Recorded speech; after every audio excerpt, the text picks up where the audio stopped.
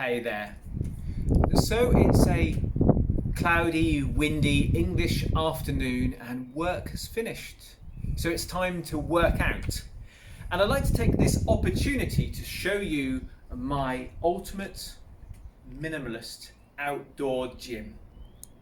It's a great gym in that it doesn't charge any membership fees. It's always open, easy to get to, and you get a lot of fresh air. Now, before I start my tour, I need to make clear that weightlifting is a beautiful art form. It's comparable to gymnastics, ballet, or Tai Chi. It's a practice whereby, with the best possible form, you lift with a calm precision, bringing strength, health benefits, and improvement to your whole body. Many people focus on the aesthetic improvements or the building of muscles, but that's just the side effects which can be enjoyed if you should so wish. Health and improvement of ability should always be our focus. So what do you do when you first get ready for your weightlifting? Well, you need to warm up. And if I open this box,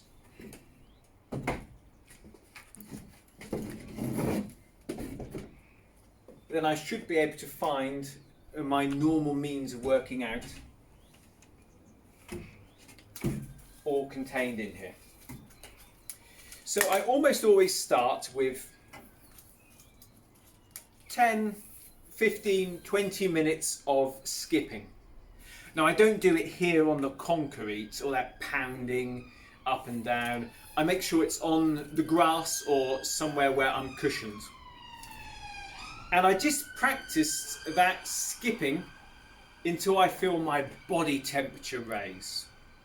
When I start to feel that I'm nice and warm, then I'll do some gentle stretching and prepare myself mentally for what's going to come next. Now, most of my weightlifting is based on large compound lifts. But there are many different interesting things in this gym that I use just to mix things up and make sure I'm always looking forward to what I do. I'm going to show you a few of them and then show you how I tend to work out in such a limited space with limited equipment. And you may hear a few stories on the way. So first and foremost, everything here has a purpose. Did you notice these two weights that are used to keep the doors closed? These are Avery weights. They're actually industrial, not for weightlifting.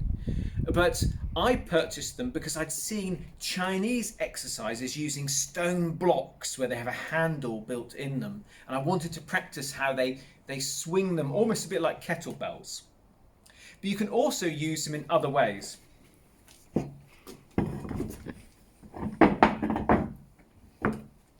They're 25 kilograms each, so they're ideal for farmers' walks. And with handles on them, you can use them just like other people would kettlebells. Or they make wonderful props for calisthenic or gymnastic exercises like L-sits or planches.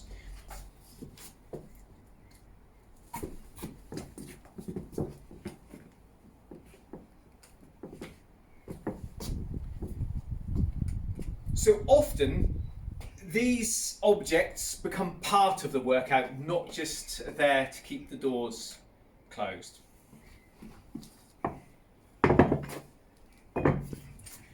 Now, within the box, the first thing that probably stands out are the weights themselves. I've had these weights since my teenage years. I remember when I first got these large 50 kilogram weights. A gym was closing down and we were given the opportunity to take anything we wanted. I went along and I remember when I saw them thinking, I'll never lift those. Should I take them? And my stepfather, who was with me at the time, he said, you may not be able to lift them now, but take them and in time they'll become useful. And now I lift them every time I work out. It's amazing how things change. You'll also see this, which doesn't tend to be in most people's gym set. It's a diving belt. It's actually from my diving kit. And I use this for weighted exercises, particularly weighted pull-ups. Slowly working up your pull-ups by adding weights in the pocket. It really has brought a lot of progress for me, and you can use this to add some resistance to anything else you want to do.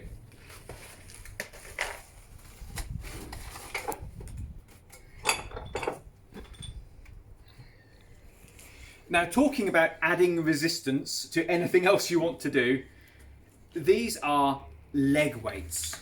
But they're not leg weights like you'd see most people have.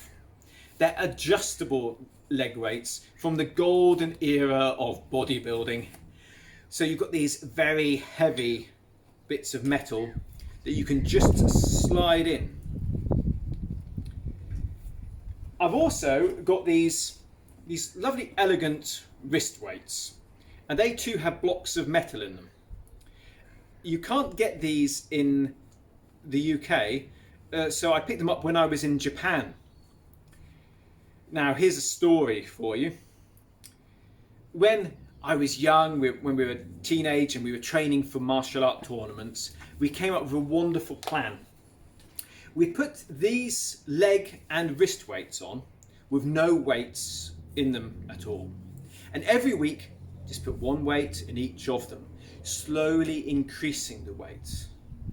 Now these are remarkably heavy, these leg weights, when you work them up. And after 3 months of just adding the weights, and when we came to full capacity, when we're carrying kilos around on us all day, every day, only taking them off when we're going in the shower. We even used to wear them in bed so that when we walked to and from bed, we'd be working out. That was how dedicated we were. We had this idea that it was a bit like altitude training, and that when we took them off, we'd have superhuman strength and speed. Now, it wasn't quite that good, but it was amazing. 3 months of carrying kilograms of weight. When you drop them, you feel like you're on the moon. You feel like you can jump huge heights and run great speeds with ease. It's really an interesting experience. So there's insight into what I was doing in my teenage years.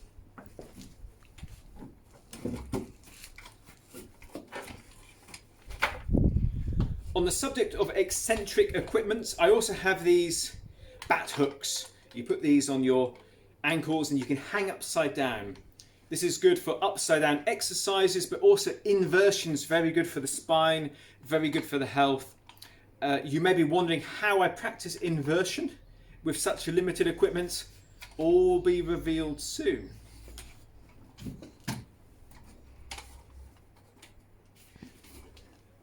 So now we come to the medicine ball. So this is a weighted ball, and of course you can use this in many different ways. It's actually another good workout method, but also allows you to adjust the height and the ability on certain calisthenic exercises. So if you're practicing one-armed press-ups, you might not be able to go all the way down to the ground to begin with, so you can put this ball there and you can adjust where it is to adjust your resistance levels. And you can do that with lots of things, pistol squats and leg exercises. It really is so useful to have this.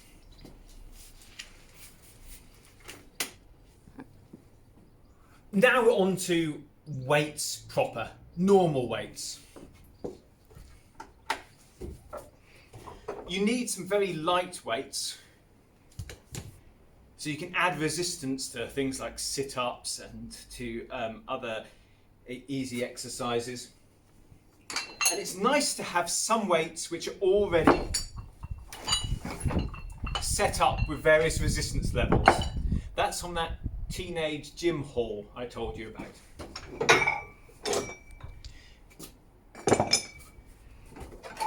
But most of our lifting will be with adjustable weights on bars like this. So I have a few to give me a bit of range.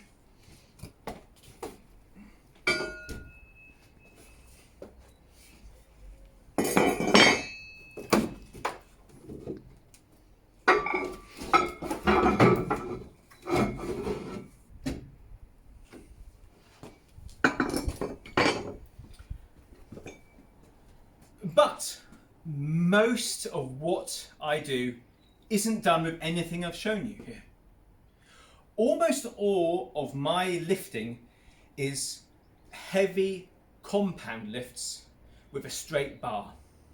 And for that we need to move over here to this area. So a bench. Having a bench adds wonderful flexibility.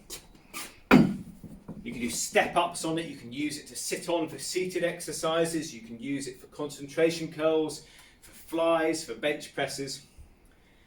And this is a squat rack. So this is an adjustable squat rack, but this adds a huge amount of flexibility. So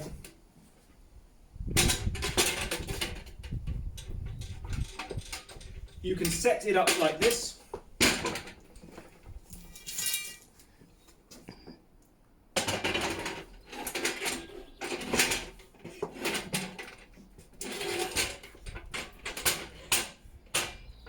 For your bench press, you can use it on its own with heavy weights for squats.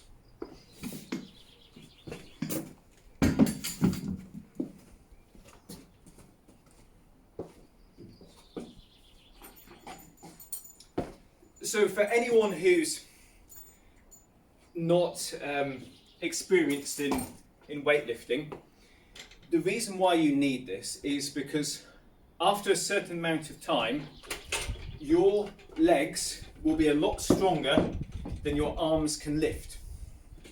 So you need a rack like this so that you can put the weights on it in preparation.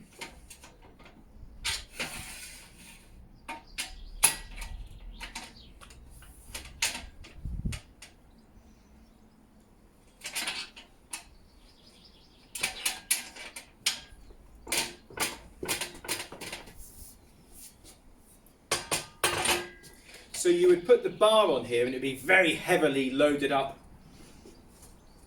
You'd put this roll on.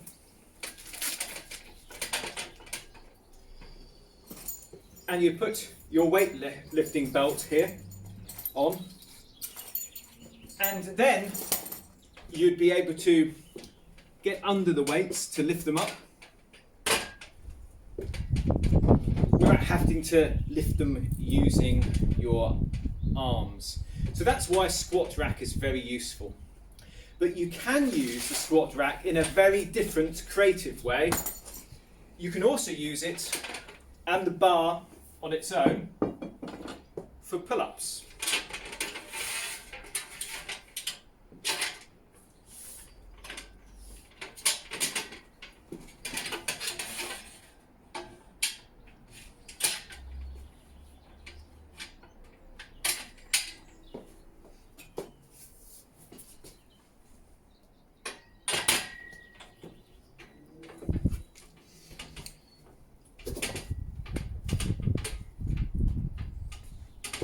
Like so.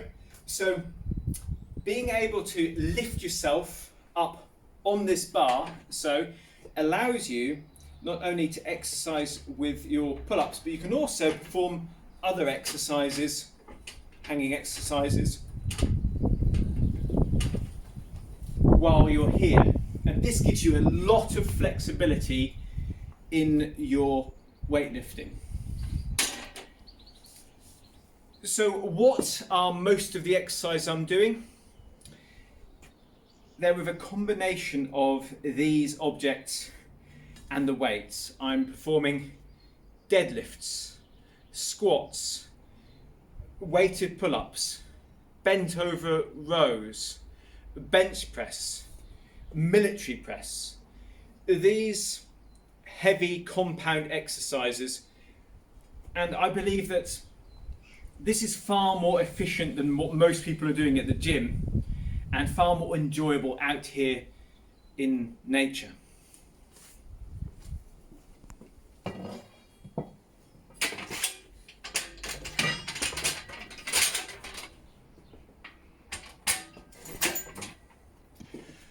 So there we have it, my ultimate reductionist outdoor gym. I hope this has been an interesting journey into the world of my workouts and inspiring for you in making your own environment where you can improve and bring health benefits to your body. Until next time, let's let every word, thought and action count.